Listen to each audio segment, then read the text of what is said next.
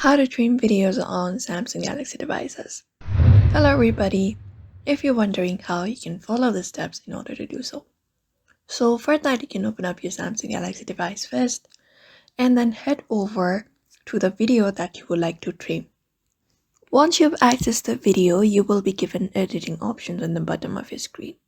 So what you need to do is tap on this pen icon in your screen, this one right here that says edit. Tap on it.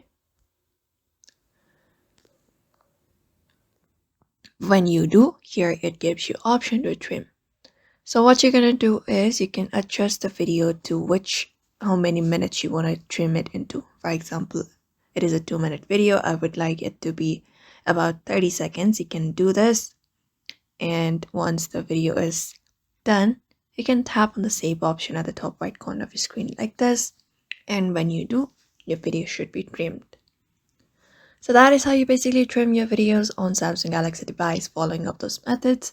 So I hope this video was helpful and thank you for watching this video.